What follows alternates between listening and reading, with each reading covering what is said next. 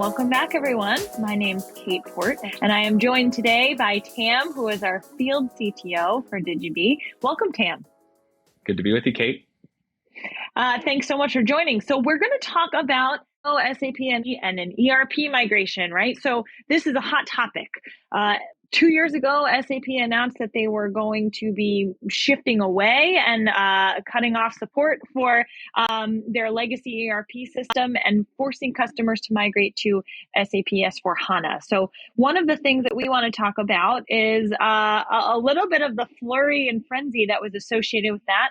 Happens in 2027, so we've still got 5 years left on that 7-year journey. But why is this, from your perspective, why is it causing chaos across IT resources everywhere? Yeah, Kate, that's a great question. And I think that the best answer to that is that any kind of unplanned or unanticipated change to a system is always something that IT is having to deal with. But this is a core system. Normally, SAP is the centralized hub, if you will, the ERP, the heart of a lot of these organizations and their technology stack. So while it's great that you're able to have a 7-year plus kind of horizon when it comes to doing some of these migrations, there's a lot to consider because of all the dependencies and all of the different systems and processes that are actually touching this core system. So it's really tough for these leaders to start, balancing the differences between their strategic and their more tactical backlogs when more of these kind of bigger ticket items get thrown into the mix of something that they really don't have a choice but to ignore. And so I think that there's a huge kind of modernization exercise that goes on when it comes to looking at not only replacing SAP, but also what are all the other systems that touch SAP that I also now have to migrate or have to update and maintain to be compatible with the new system. I think you've hit it spot on, right? And I think it's part of the reason why when you look at it from the outside, 7 years sounds like a long time. But the reality is it's probably something that teams need to be worrying about when the news first came out.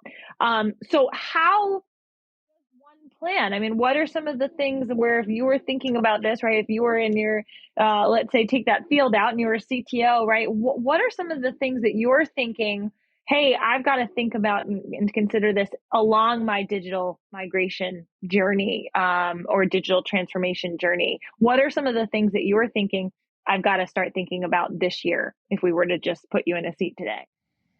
The things that, if I was in that seat or that I was counseling other CTOs or CIOs when I actually do talk to them about these kinds of topics is that let's not think of this as a mandatory or some big necessary evil that has to happen. Because the truth of the matter is, this migration can actually unlock a lot of value and a lot of benefit for the business that aligns back to some of the strategic priorities that you probably already are being kind of tasked with from your leadership. It's an opportunity as a part of a modernization exercise to kind of shift the business left a little bit more and to provide a more cloud native approach to the business and really be a strategic partner to the other lines of business that are out there. And so what I would say here is that a lot of these bigger companies have already at least started considering this move, or have actually some have already completed it because the solution was out there before it was even mandated. And the reason for that is because they're unlocking all of this value that the cloud and this new solution brings to the business. So my counsel to customers that are, if I was in this seat myself, would be to, hey, let's start looking at how can we take this thing that we have to get done, but turn it into something that ultimately unlocks as much potential for our business as possible. And do that by looking at where a process is broken or where have we done things that we've had to do because of the limitations of the technology in the past, and start looking for opportunities to streamline cost, remove inefficiencies, maybe get rid of some redundant solutions through a solution rationalization exercise. Because all of these satellite systems that are touching this SAP platform, they're likely going to have to be modernized as well as a part of that shift. So let's focus in on which systems we want to modernize and which ones we don't. And so at Digibee, we have a 6-step methodology that we've been consulting with our customers and help multiple customers through these SAP migrations that allows them to focus in on just that, migrating the areas or the satellite systems of the business that make the most sense, but then focusing on the true core of migrating SAP and the other systems that they know they need to modernize, but they're not going to do right now. It allows them to focus really in on the value and which solutions need to be migrated as a part of this transition versus having to migrate everything because everything is legacy just because of this 2027 deadline. So that's really the kind of thing that I'd be looking at is where is there value to move things, and then let's focus in on those use cases and unlock as much potential for the business as I can. I think you bring up such a good point where this technology is coming out and it's built ultimately to help customers. So it's maybe it feels like a necessary evil because you have to move away, but ultimately it's getting you onto the platform so that you can do and achieve the goals that you're trying to do. So would you say that if a CTO or CIO that was looking at this initiative and getting this news, would you say that either way, if they were looking at the business objectives that they were trying to deliver on, an SAP migration might be necessary through that process, right? What do you think? Yeah, and I think that that's why some customers and a lot of SAP customers have already done this migration. They've already unlocking the value that S/4HANA is bringing over their on-prem solutions. And that's because some of these other tangential systems that are out there are also modernizing. So it also becomes a little bit of a burden, actually not a little bit, a lot of a burden without a platform or without the right framework to be able to integrate these more modern satellite systems to now a legacy SAP.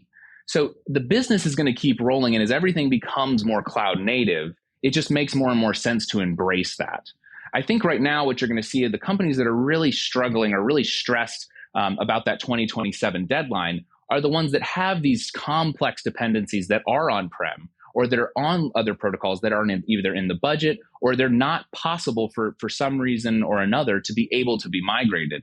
And that's where you really need to start looking at, hey, are there other cloud native solutions like our platform that it could actually help bridge that gap and that divide? So you're not kind of tied into not only migrating SAP by 2027, but every single other system that's out there.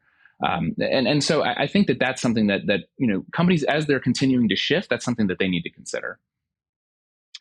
I think you're spot on. And one of the things you made me think of is, and I think you even alluded to this earlier, but when we think about a transformation or a migration, I think there's this there's this competing scenario where we're saying, do we need to do a big bang approach? Or is it more of like the tortoise and the hare where we're thinking slow and steady wins the race? Do you think that there's room for both? I mean, do you lean in toward one versus the other?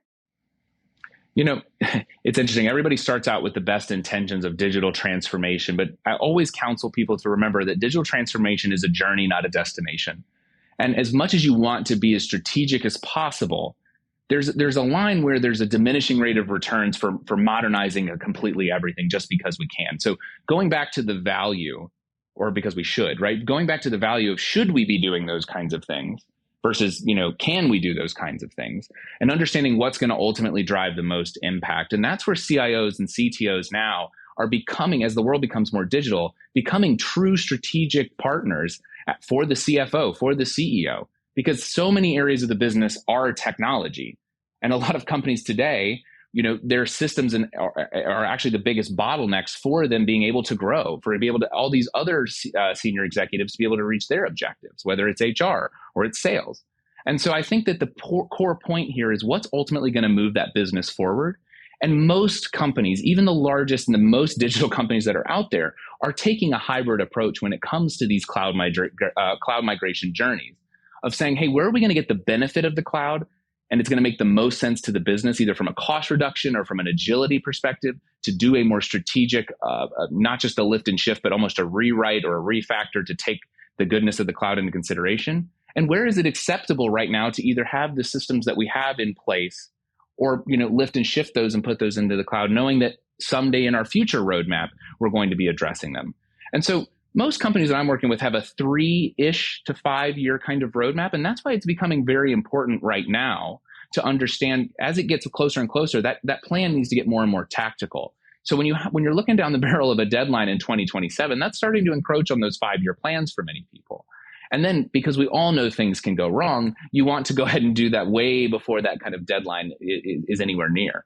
So as CIOs are kind of plotting these timelines out, it's really important to understand the value of, and use that as a piece of that strategic versus tactical lift and shift. I think spot on, but also in the timeline, right? 3 to 5 years. I can't believe that we're headed almost into the back of 2022 at this point, right? Year flew by. Feels like it flew by. I feel like it's still 2020. I don't know what year it is, but anyway, definitely something we want to think about. And I think I know the answer to my last question, which is, if you had advice, one piece of advice for someone that was looking to complete this migration, who just sat in this seat, what would be the one thing that you would say, hey, go do this now, right? Go do this one thing right away. So the biggest piece of advice that I'd give here is, don't think that you have to reinvent the wheel or that you're doing this alone. There are many companies that have already completed this migration that probably have more technical debt, more complexities than you do. And let's leverage their success and their failures to understand what makes the most sense for you so that you're not reinventing the wheel. And so what I mean by that is, we've developed a 6-step methodology here at Digibee that is tried, true, and tested across multiple customers. And we can leverage that same framework to help our customers, or any customer, migrate from an on-prem solution to the cloud, no matter if it's SAP or another solution. So the biggest advice here would be inventory and understand what you have in your own environment, but then also find a framework and find a process that has been tested to go along that journey as a guiding path, or a map, if you will, for your digital transformation journey. But don't try to reinvent the wheel yourself.